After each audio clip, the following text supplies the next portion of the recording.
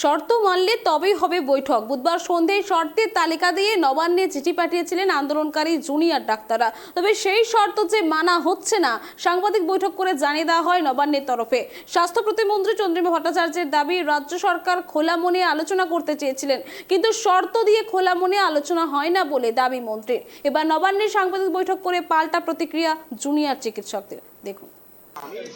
আমি একজন আন্দোলনকারী হিসেবে কিছু কথা বলতে চাই। বারবার যেটা বলা হচ্ছে যে রাজনীতির কথা এটা কি বলাটা ঠিক হচ্ছে?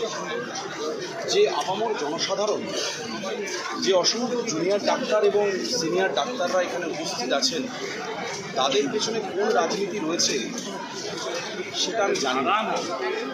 তবে যে সাধারণ মানুষটা, যে নিম্নবিত্ত একটি মানুষ আজকে এই আন্দোলনে দাঁড়িয়ে শুধুমাত্র আন্দোলনের অংশ হওয়ার জন্য, এই সমস্ত আন্দোলনকারীদের আপনারা সকলেই দেখেছেন, গতকাল থেকে প্রচুর মানুষ, সাধারণ মানুষ গাছে রুয়ে বিভিন্ন জায়গা থেকে বিভিন্নভাবে আমাদের খাবার, জল, বায়ো টয়লেট প্রত্যেকটি জিনিস দিয়ে সাহায্য করছেন এবং পাশে থাকছেন।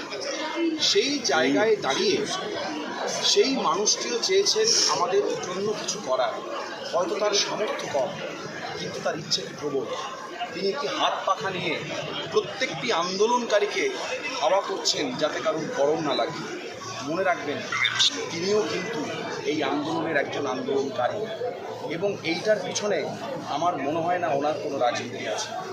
তাই রাজনীতি, প্রত্যেকটি মানুষই রাজনীতি নিয়ে থাকে, প্রত্যেকটি মানুষের একটি নিজস্ব রাজনীতি আছে, কিন্তু রাজনীতির বাইরেও প্রত্যেকটি মানুষের যে মনুষ্যত্বের জায়গাগুলো আছে, সেই জায়গায় দাঁড়িয়ে কিন্তু এই আন্দোলন, আবারও বলছি, এই আন্দোলনে কোনো রাজনীতির রং নেই, কোনো রাজনীতির প্রভাব নেই, সম্পূর্ণ একটি অরাজনৈতিক এই আন্দোলন।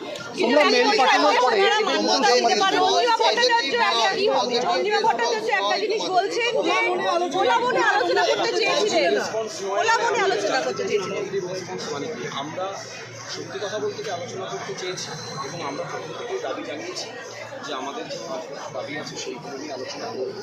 এবং এখানে 26টি মেডিকেল কলেজ আছে, সেই 26টি মেডিকেল কলেজ তার যারা রিপ্রেজেন্টেটিভ, অ্যাটলিস্ট তাদেরকে তো যেতে দিতে হবে।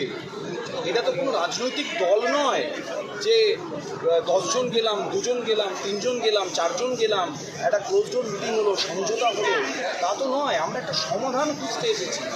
যে দুর্নীতিগুলো এতদিন ধরে মাথায় বসে আছে, সেই দুর্নীতিগুলোকে দূর করার জন্য একটা সমাধান খুঁজতে চাই। তাই সেই 5 দফা দাবি নিয়ে আমাদের প্রত্যেকটি মেডিকেল কলেজের রিপ্রেজেন্টেটিভরা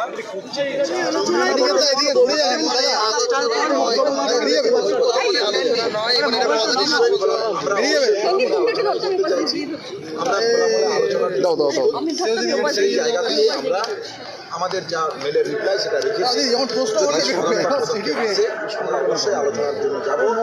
আমাদের যা সুনির্দিষ্ট দাবি দেওয়া আছে সেই দাবি দেওয়া রেখে